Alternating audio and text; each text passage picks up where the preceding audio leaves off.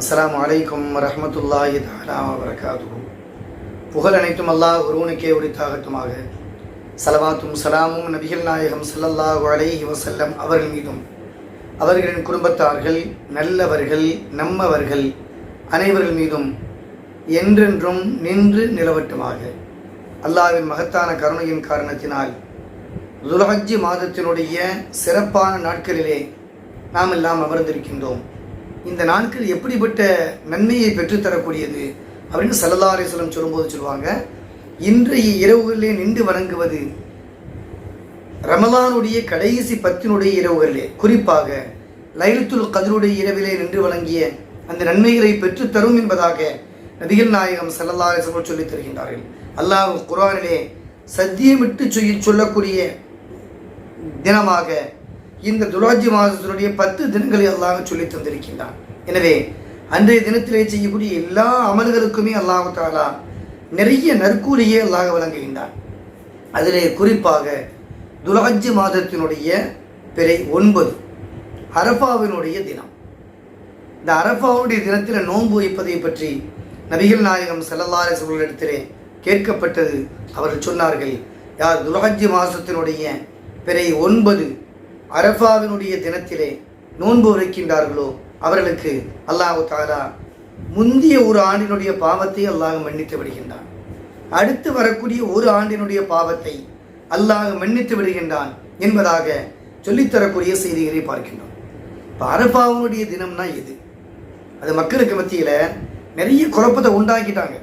அரஃபாவுடைய தினம்னா ஹாஜிகள் அரஃபாவில் கூடக்கூடிய நாள் தான் அப்படின்னு சொல்கிறாங்க. இப்போ ஹாஜிகள் அரஃபாவில் கூடக்கூடிய நாளில் நமக்கு பிற 8 தான் இருக்குது. நம்ம எப்படி வைக்க முடியும்? ஹாஜிகள் அரஃபாவில் கூடக்கூடிய தினம் பிறை 9. அப்போ அவங்களுக்கு நோன்பு கடமை கிடையாது. ஹாஜிகளுக்கு அன்னைக்கு நோன்பு கடமை கிடையாது. திக்ரு, துவா, திலாவத்து, ஸலவாத்து, அல்லாஹ்ட்ட துவா கேட்கறது, இது அவங்களுக்கு உள்ள அமல். அப்போ அவங்க நோன்பு வைக்க மாட்டாங்க. அப்போ பிறை 9 அரஃபாவுடைய தினம் என்பது நம்ம இந்த பகுதியில் வசிக்கிறோமோ நமக்கு துல்ஹஜ்ஜினுடைய பிறை 9 என்னைக்கோ அன்னைக்கு தான். ஹாஜிகள் அரஃபாவில் இருக்கக்கூடிய நாளில் நம்ம நோன்பு வைக்கணும் அப்படின்னு ஒரு சட்டத்தை கொண்டு வந்தால் என்ன நடக்கும் அப்படின்னு பார்த்தோம்னா, ஒரு உதாரணத்துக்கு ஹாஜிகள் ஹஜ்ஜில் இருக்கக்கூடிய நேரத்தில் பகலில் ஃபஜ்ர்லேருந்து சாயங்காலம் மகரிப் வரை அங்கே இருக்கிறாங்க. அப்போ அவங்க இருக்கக்கூடிய அந்த நேரத்தில் இந்தியாவை சார்ந்த மக்களுக்கு பகல் பொழுது ஒரு 2 மணி நேரம், அதை விட கொஞ்சம் கூட ஒரு டைம். சரி, இதே இடத்துல அமெரிக்காவை சார்ந்த மக்கள் எடுத்துக்கிட்டோம்னா அவங்க இரவு நேரத்தில் இருப்பாங்க. இரவு நேரம்னா ஒன்று முந்தைய இரவாக இருக்கும், அல்லது 10வது இரவாக இருக்கும், 9வது இரவாக இருக்கும், அல்லது 10வது இரவாக இருக்கும். பகலில் தான் நோன்பு வைக்கிறது கடமையை தவிர இரவு நேரத்தில் நோன்பு வைக்கிறது கடமை கிடையாது. அப்போ அவங்க எப்படி நோன்பு வைக்கிறது? ஹாஜிகள் அரஃபாவில் இருக்கக்கூடிய நாளில் தான் நோன்பு வைக்கணும் அப்படின்னு வச்சோம்னா எல்லாருமே நோன்பு வைக்க முடியாது. அதனால் அரஃபா என்பது, அரஃபாவினுடைய நோன்பு என்பது நம்முடைய பகுதியிலே பிறை தெரிந்து பிறை 9 இன்னைக்கு வருகின்றதோ அன்றைய தினம்தான் அந்த நோன்பிற்கு அல்லாஹ் தஆலா 2 ஆண்டினுடைய பாவங்களை அல்லாஹ் மன்னிக்கின்றான்.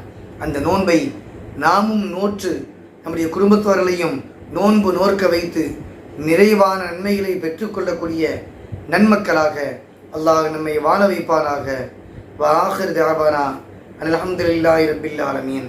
அஸ்ஸலாமு அலைக்கும் வரஹ்மத்துல்லாஹி தஆலா வபரகாத்துஹு.